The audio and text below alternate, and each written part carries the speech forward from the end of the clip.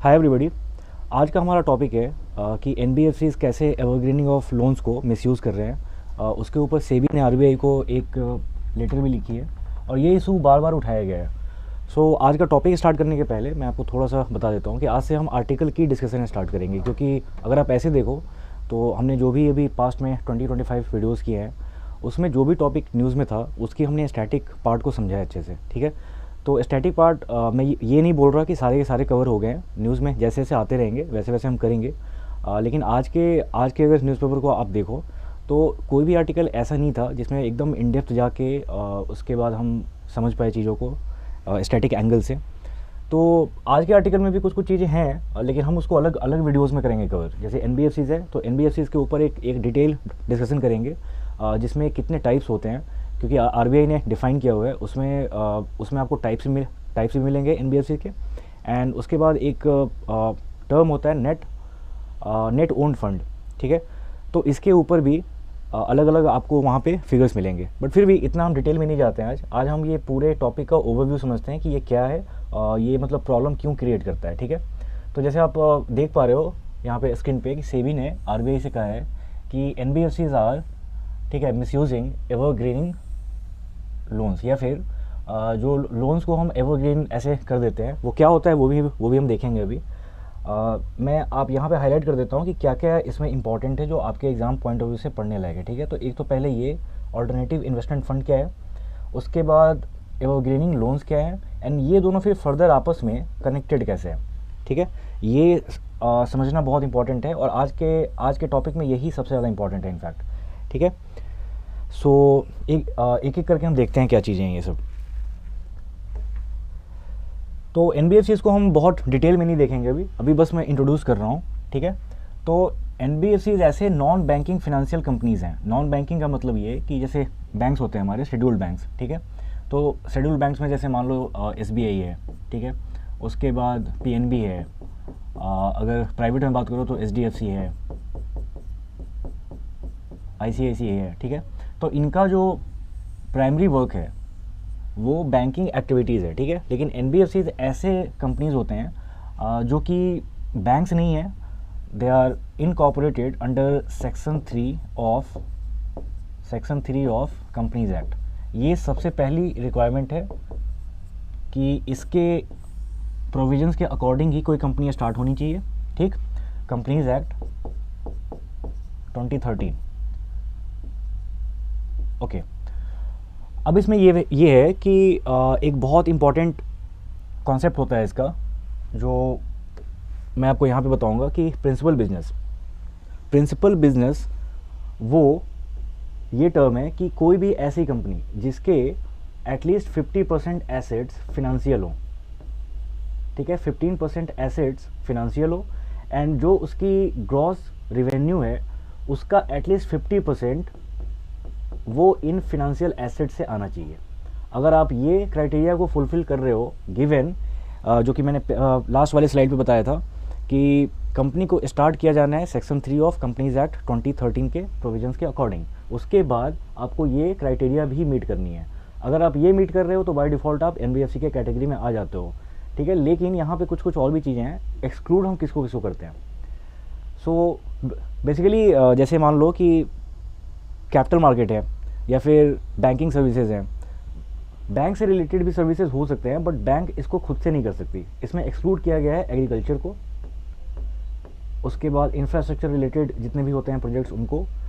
Then हम यहाँ पे बोल सकते हैं किसी भी टाइप का sales and purchase of goods other than financial assets.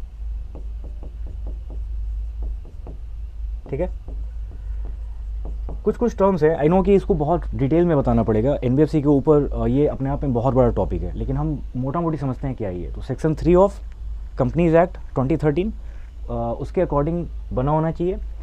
Principal business उस कंपनी का इनको छोड़ के एग्रीकल्चर उसमें इंक्लूड नहीं होगा, इंफ्रास्ट्रक्चर नहीं होगा, sales and purchases of goods except financial assets. ठीक है, ये हो गया।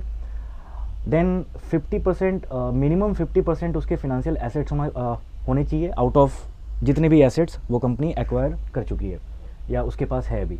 एंड जो रिवेन्यू का रेवेन्यू है उसका एटलीस्ट 50% होना चाहिए वो यहाँ से, मतलब वो आपके फिनेंशियल एसेट्स के थ्रू क्रिएटेड रेवेन्यू होना चाहिए।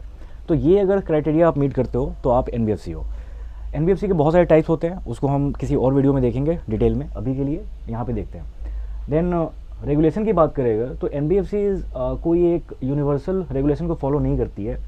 जैसे डिपेंड इस पर करता है कि वो फिनेंशियल एसेट किस टाइप का है, वो फिनेंशियल एसेट किस टाइप का है। अगर हम बात सिर्फ इसकी कर रहे हैं कि जैसे डिपॉजिट्स वगैरह हो गए, ठीक है, अगर हम इनकी बात कर रहे हैं तो वो आरबीआई के परव्यू में आएगा। ठीक है, वो आरबीआई के परव्यू में आएगा, जिसमें मान लो लेंडिंग भी है, ये सब चीज़ें। अगर वो कैपिटल मार्केट से रिलेटेड है, कैपिटल मार्केट से रिलेटेड है तो वो आएगा सेबी के परव्यू में। फर्दर अगर मान लो कि वो इंश्योरेंस रिलेटेड कंपनी है तो वो आएगा आईआरडीआई के परव्यू में। तो इसका कोई यूनिवर्सल रेगुलेशन नहीं है, डिपेंड करता है ये कि जो फिनेंशियल एसेट्स कंपनी ने एक्वायर कर रखे हैं या अभी वो कंपनी पजेस कर रही है इसको, वो किस टाइप की है। ठीक है, तो ये इसका ओवरव्यू था। हम इसको यहीं पे भी एंड करेंगे बिकॉज़ इसमें डिटेल में जाने का फिर अभी यहाँ पे फ़िलहाल स्कोप नहीं है, हमें आर्टिकल को समझना है। ओके, अब हम आते हैं कि एवरग्रीनिंग ऑफ लोन्स क्या है, क्योंकि आज का टॉपिक, आज की आर्टिकल इसी के ऊपर है, राइट। तो एवरग्रीनिंग ऑफ लोन्स का मतलब है सपोज़ किसी एनबीएफसी ने किसी फर्म को या किसी इंडिविजुअल को अभी यहाँ के लिए समझते हैं कि किसी एनबीएफसी ने किसी फर्म को लोन दिया है, मान लो 100 करोड़ का, ठीक है, 100 करोड़ का लोन है। ये लोन जो बोरोवर है वो पे नहीं कर पा रहा। सपोज़ कि 30 करोड़ ही पे किया उसने एंड बाकी का जो अमाउंट है, so the borrower is not in the position to pay back this amount, जो 70 करोड़ है, this amount to the lender. ठीक, तो इस केस में क्या होगा, कभी कभी ऐसा होता है कि लेंडर एक फ्रेश लाइन ऑफ क्रेडिट बोल लो या फिर एक फ्रेश क्रेडिट, कभी कभी ये होता है कि लेंडर ने कुछ और भी पैसे दे दिए सो दैट वो पिछला अमाउंट यहाँ पे पे बैक हो जाए। यहाँ पे पॉइंट ये है कि लोन को कंटिन्यू किया जाता है फर्दर, ठीक है, और जितने पैसे बाकी हैं उसको पे करने के लिए वापस से लोन मिल जाता है। इसी को हम बोलते हैं एवरग्रीनिंग ऑफ लोन्स। ठीक, अब इसमें नेक्स्ट टर्म है एआईएफ। एआईएफ को बोलते हैं ऑल्टरनेट इन्वेस्टमेंट फंड।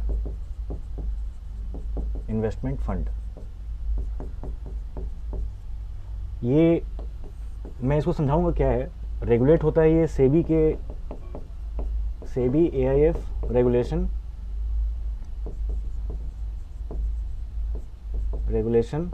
2012, इसके थ्रू रेगुलेट होता है।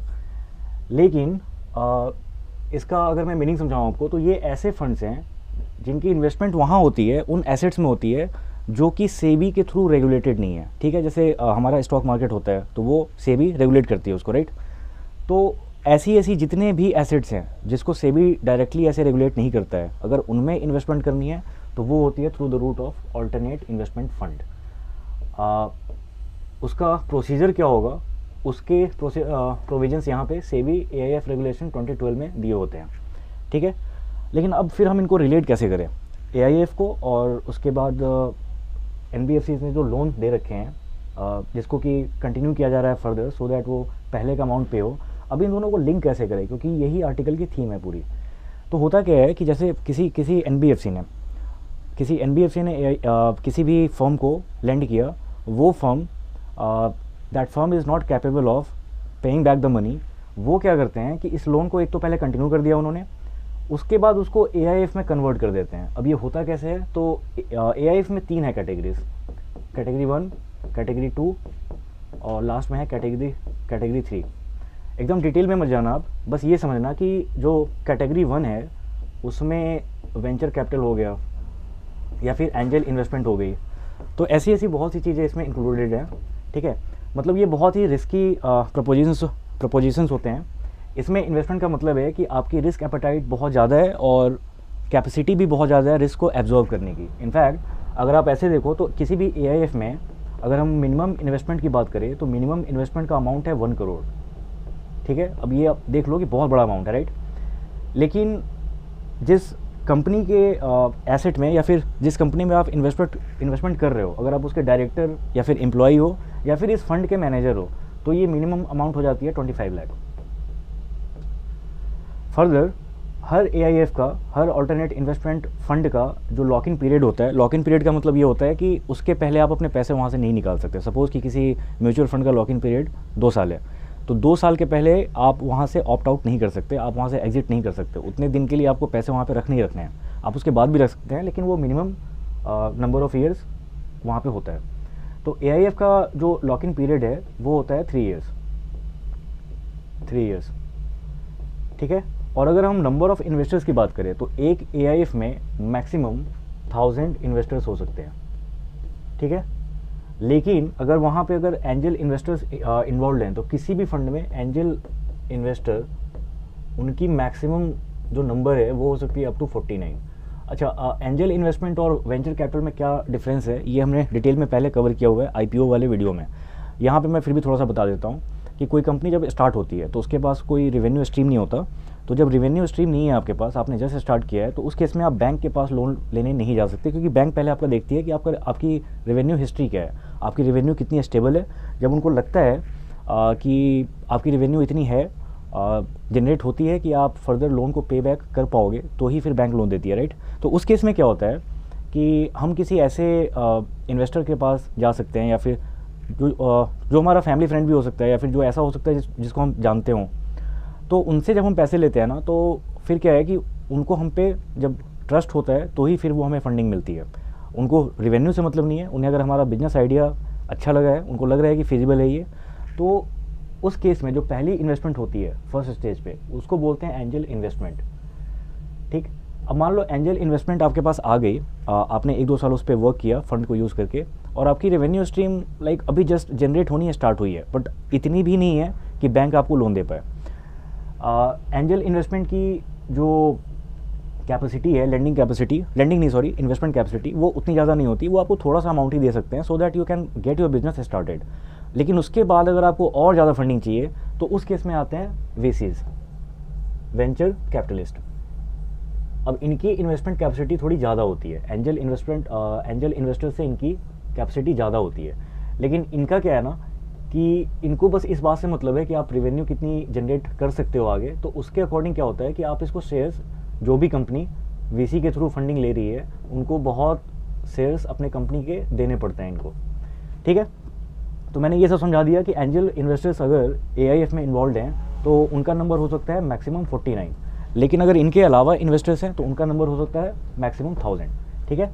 तो अब क्या हो रहा है कि एनबीएफसी जो लोन दे रही है, और अगर बोरोवर उसको पे नहीं कर पा रहा है, तो कुछ एनबीएफसीज क्या कर रहे हैं, उस लोन को कन्वर्ट कर दे रहे हैं डिस्ट्रेस्ड एसेट्स में। मैं यहाँ पे इसको लिख देता हूँ एक बार। उस लोन को वो कन्वर्ट कर दे रहे हैं डिस्ट्रेस्ड एसेट में, और ये डिस्ट्रेस एसेट है, इसको आप बोल सकते हो कि कैटेगरी 2 में आ सकता है ये, ठीक। कैटेगरी के ऊपर मत जाना, अगेन आपको बस इतना याद रखना है कि हाँ 3 इसकी कैटेगरीज हैं। पहले में एंजल इन्वेस्टमेंट, उसके बाद वीसीज, ये सब आते हैं।